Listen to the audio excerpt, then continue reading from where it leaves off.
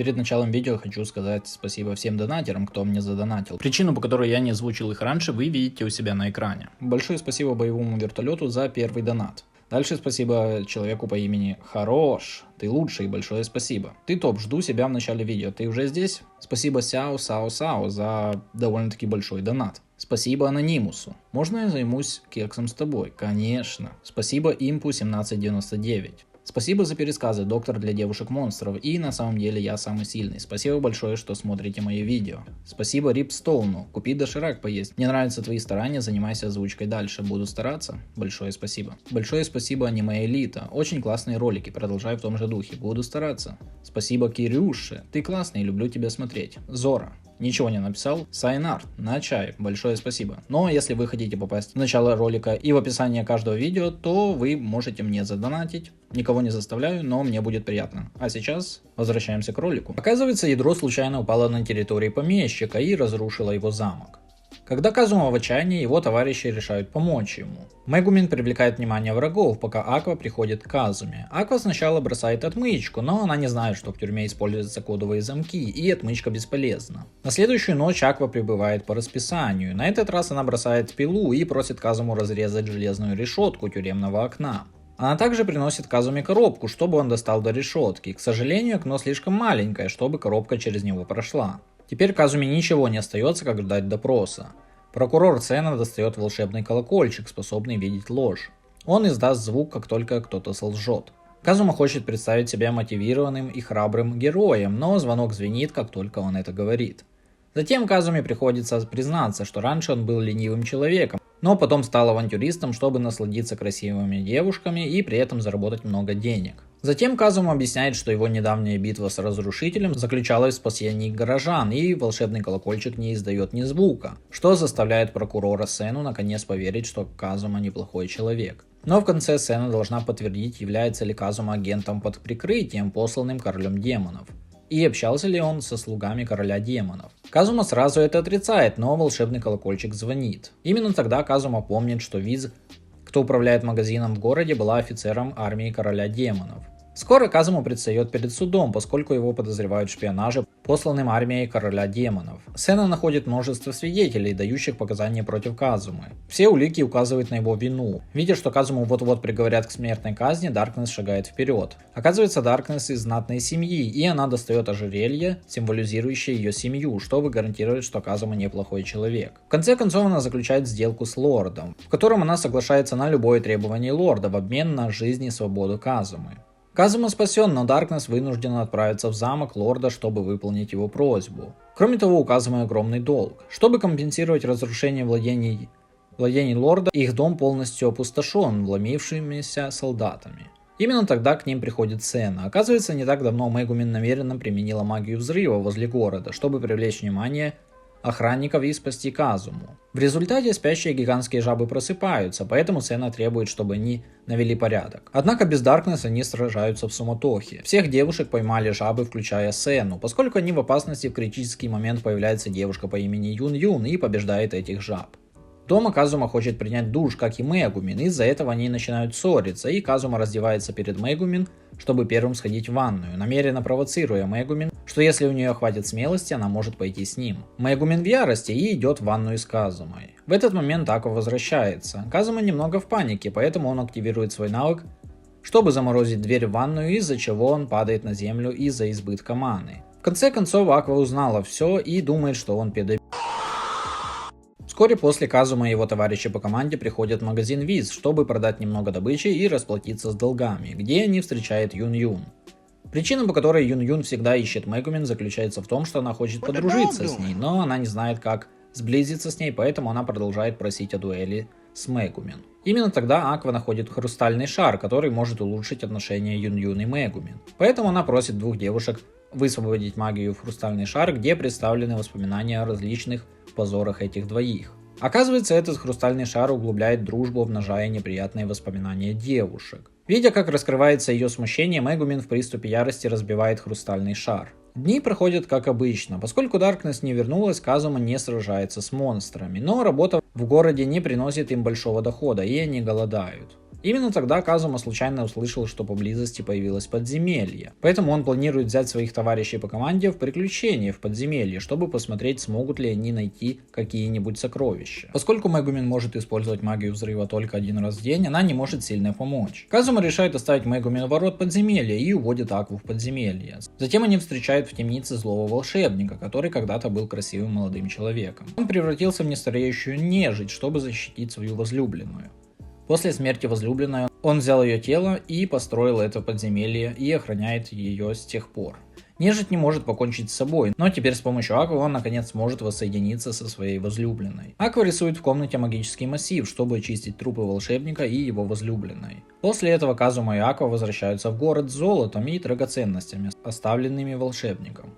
Они очень счастливы и празднуют в городской таверне, но у Аквы кружится голова от успеха, и она тратит все деньги на покупку вина, приглашая жителей города есть и пить. Когда они возвращаются в замок, беспокоясь о том, как заработать на жизнь, Даркнесс возвращается. Она говорит им, что лорд не приставал к ней, а попросил пойти на свидание вслепую с его сыном. Отец Даркнесс также поддерживает брак, но Даркнесс не хочет выходить замуж, поэтому приходит просить помощи у своих товарищей по команде. Казума думает, что если Даркнесс выйдет замуж, он может избавиться от этой мазохистки. Поэтому он предлагает идею. Даркнесс должна притвориться, что согласилась на свидание вслепую, и тогда они найдут шанс сорвать брак. Но настоящее намерение Казумы тайно способствовать свадьбе Даркнесс. Даркнесс вернулась в свой замок вместе с Казумой и Аквой, которые притворяются дворецкими Даркнесс. Позже они встречают сына лорда, но Даркнесс вообще на него не смотрит. Чтобы заставить сына лорда вздрогнуть, она обнажает ее дикость и разрывает ее платье и устраивает дуэль с ним.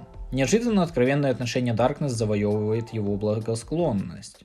Зная, что он не ровня Даркнесс, он признает поражение. К этому времени Даркнесс уже одержима битвой и просит Казуму сразиться с ней на дуэли. Казума впервые использует магию воды, чтобы намочить ее, а затем замораживает ее ледяным навыком, что очень нравится Даркнесс. Чтобы выиграть дуэль, Казума заключает пари с Даркнесс, что если он выиграет, он заставит Даркнесс выполнить его просьбу. Пока Даркнесс думает о том, что Казума с ней сделает, она намеренно проигрывает дуэль и падает в обморок от волнения. Когда Даркнесс просыпается, она лжет отцу, что беременна ребенком Казумы. Поэтому она не может согласиться на свидание вслепую с сыном лорда. Неожиданно отец Даркнесс так взволнован, что расплакался. Он думает, что у него наконец-то появится внук. Казума теряет дар речи, увидев странных отца и дочь. Именно тогда сцена приходит с Мегумин. Оказывается, недалеко от города недавно появилось большое количество монстров, которые выходят из подземелья, которое Казума и Аква недавно исследовали. Затем выясняется, что магический массив, оставленный Аквой в комнате волшебника, является постоянным. Казума догадывается, что монстры подземелья не осмеливаются приблизиться к нему и поэтому могут выйти только наружу.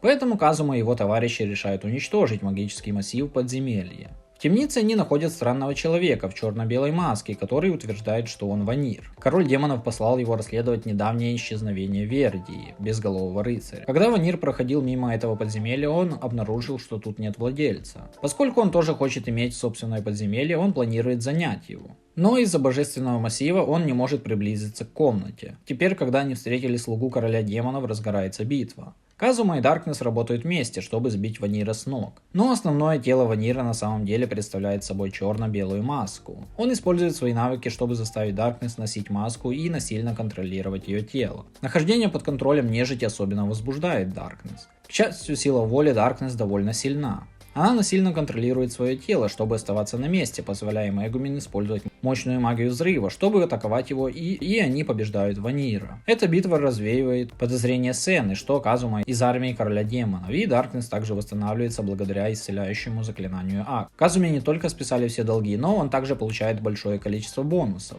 Вскоре после Казума обнаруживает, что Ванир не мертв. Он не хочет быть слугой короля демонов, так что после ранения он присоединяется к Виз в городе и становится ее сотрудником. Теперь, когда Ванир свернул на правильный путь, Казума не будет цепляться за прошлый конфликт. Ванир очень талантлив в бизнесе. Услышав, что Казума из другого мира, он предлагает Казуме разработать несколько практических инструментов из его мира, которые Ванир продаст. Ванир может сказать, что инструменты, предлагаемые Казумой, очень полезны, поэтому он намерен купить интеллектуальную собственность за огромную плату или заплатить Казуме огромную ежемесячную плату. Он дает Казуме время подумать и уходит. После этого Казума думает, что в будущем он станет очень богатым.